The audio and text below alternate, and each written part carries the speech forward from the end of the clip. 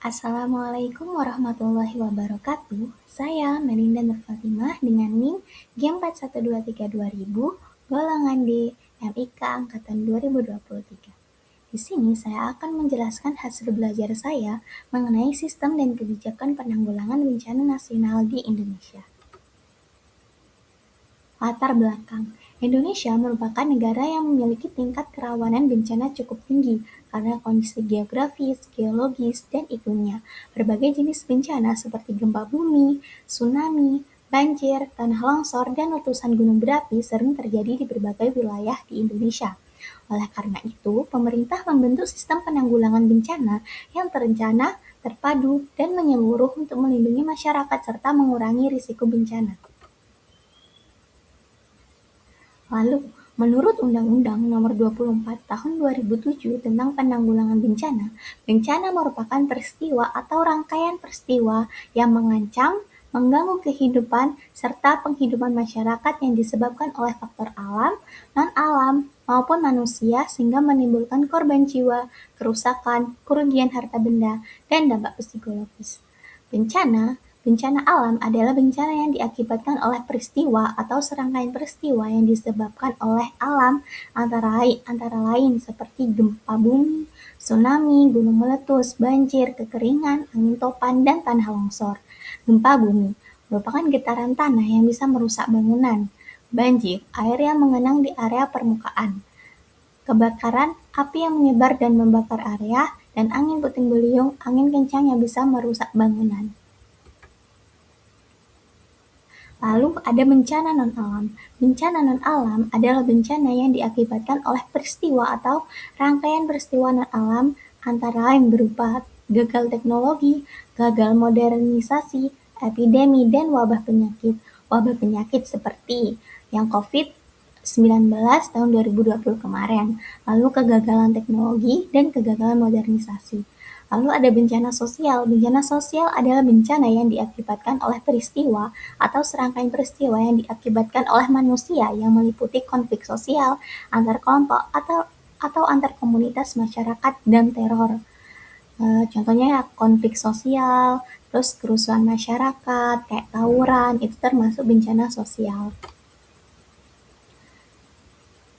Selanjutnya yaitu sistem penanggulangan bencana di Indonesia. Sistem Nasional Penanggulangan Bencana merupakan rangkaian upaya yang dilakukan secara terencana, terpadu, dan menyeluruh untuk mengurangi risiko serta menangani dampak bencana. Sistem ini terdiri dari beberapa komponen utama. Yang pertama, legislasi, terdapat peraturan perundang-undangan. Lalu ada kelembagaan, dan ketiga, pendanaan yang tentunya sangat penting karena faktor pendanaan adalah faktor utama, lalu penyelenggaraan dan penanggulangan bencana. Lalu, terdapat tujuan yang penulis dapatkan dari UU Nomor 24 Tahun 2007. Yang pertama, yaitu memberikan perlindungan kepada masyarakat dari ancaman bencana. Tentu, tujuan dari penanggulangan bencana itu harus melindungi masyarakat yang terdampak dari ancaman bencana. Lalu menyelaraskan peraturan perundang-undangan yang sudah ada, menjamin terselenggaranya penanggulangan bencana secara terencana, terpadu, terkoordinasi, dan menyeluruh.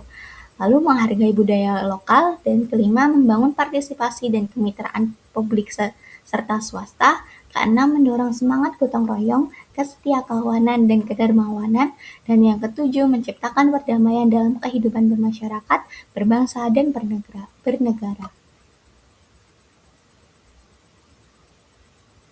Lalu penyelenggaraan penanggulangan bencana. Penyelenggaraan penanggulangan bencana dilakukan pada tahap pra-bencana, saat tanggap darurat, dan pasca bencana, karena masing-masing tahapan mempunyai karakteristik penanganan yang berbeda. Yang pertama, pra-bencana. Nah, penyelenggaraan penanggulangan pra-bencana meliputi situasi tidak terjadi bencana, seperti perencanaan penanggulangan bencana, pengurangan risiko bencana, pencegahan, pemaduan dalam perencanaan pembangunan, persyaratan analisis risiko bencana, pelaksanaan dan penegakan rencana tata ruang, pendidikan dan pelatihan, dan persyaratan standar teknis penanggulangan bencana. Yang kedua, dalam situasi terdapat potensi terjadinya bencana, seperti kesiapsiagaan, peringatan dini, dan mitigasi bencana. Lalu, ada tanggap bencana. Yang pertama yaitu pengkajian secara cepat dan tepat terhadap lokasi kerusakan, kerugian, dan sumber daya, lalu penentuan status keadaan darurat bencana. Yang ketiga, penyelamatan dan evakuasi masyarakat terkena bencana. Yang keempat, pemenuhan kebutuhan dasar. Kelima, perlindungan terhadap kelompok rentan. Dan yang terakhir, pemulihan dengan segera prasarana dan sarana vital. Yang terakhir yaitu pasca bencana atau setelah terjadinya bencana, yaitu terdiri dari rehabilitas dan rekonstruksi. Lalu, lembaga penanggulangan bencana terdapat dua. Yang pertama yaitu Badan Nasional Penanggulangan Bencana, lembaga yang bertugas merumuskan kebijakan dan mengordinasi penanggulangan bencana secara nasional.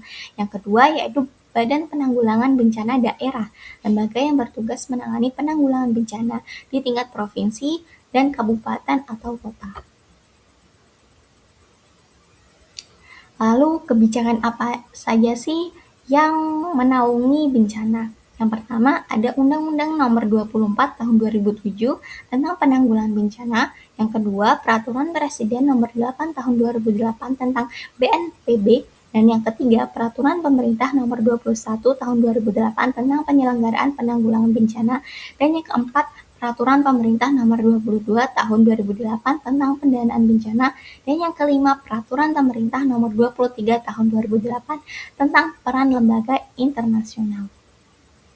Kira-kira yang kemarin ada di Aceh sudah tahap apa ya? Apakah sudah dalam tahap pra bencana, tanggap darurat, dan pasca bencana?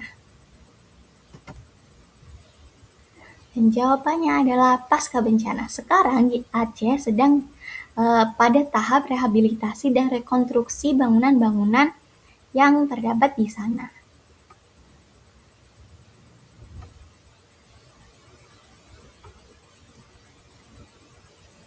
Nah, kesimpulannya, Indonesia memiliki tingkat kerawanan bencana yang tinggi karena kondisi geografis, geologis, dan iklimnya.